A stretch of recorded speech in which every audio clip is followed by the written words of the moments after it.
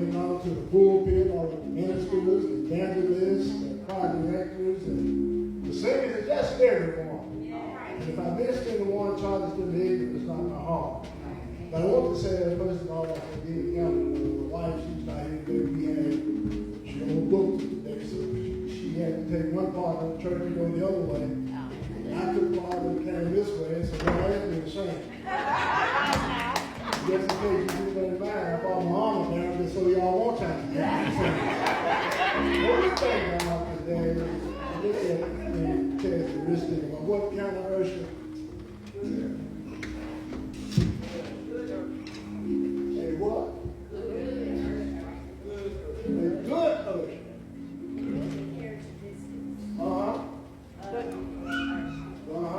What I said is good usher.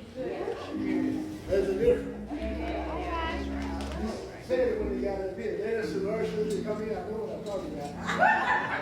They'll point you over there. They'll point you down. Some will want you to point you. Well, a good usher will direct you and lead you to a comfortable seat in the church.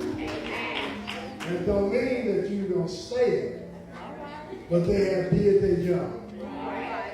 And one of the things I love to see ushers know the job. I was some years ago, I was in a church when I first noticed it. And they was on their stations.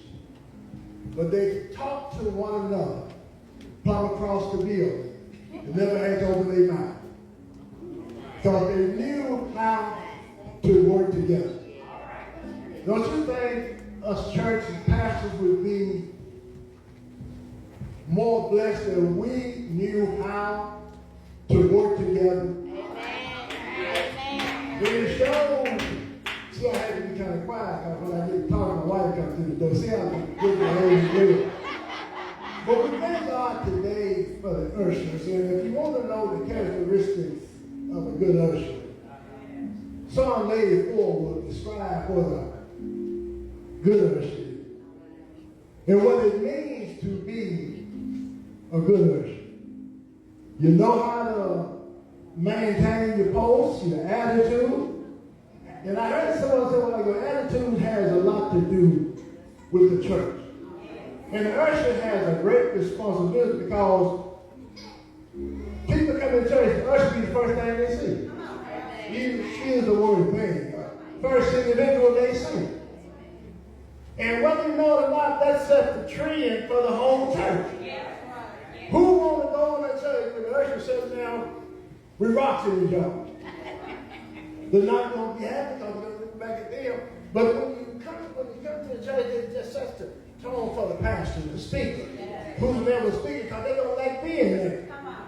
But like for a stage, you don't understand that. Read Psalm 84, you see what I'm talking about, what a good usher is. There's one that maintains a position and handles it well. There's one thing to have a position, but it's another thing to handle it well. And I believe that regardless of whatsoever I do, I'm going to do it wholeheartedly. So if you're even on the door, you do your job well. Your whole church going to be blessed. Your pastor going to be blessed. The congregation going to be blessed. If we do it well. Because when they leave, they go, what a nice time we had that, even if it's nothing but the singing of the usher. Because when they see the usher, and with a smile on their face, yes, years ago, down home, and some people came to the church, we had ushers, but they would leave on the station, people come through the door. Yes, the people come through the door, and they usher, and they sit there wondering who's going to go. Like y'all never seen it. They just sit there and wait for some usher. I heard somebody say a while ago, sometimes he had to wear a new hat, sometimes the pastor had to go down there. That's just what it is. Some of us get lost in the kitchen. Some of us get lost in our Sunday school book. And Lord, let's don't say nothing about these cell phones. We're not going to get on this side again. People come trying to get a seat, you down there texting somebody.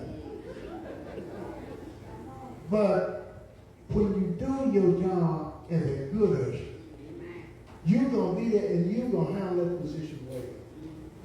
You're going to maintain your position. You're going to do what is required, not only for the church, but for yourself, but for the whole congregation. You're going to do that job well.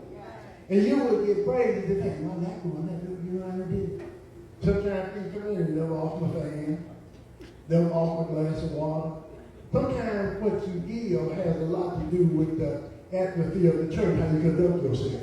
Whether you know it or not. It has how the ushers conduct themselves has a lot to do with the attitude of the church. If they come in there, the ushers and they're more concerned about what happens on the work as the world turns, instead of what's happening at telling like it is. That's what's wrong with a preacher today, stop telling like this because we don't want to offend you. But I'd rather for you to be mad at me than for God to be mad at me. Amen. How many of y'all remember a long time ago these had worship meetings? When the pastor called one, you know somebody's in trouble. And true holiness, I don't have to call a worship meeting. All I got to do is put that black robe on and come out of the office. Nobody will tell you quick, the pastor's upset.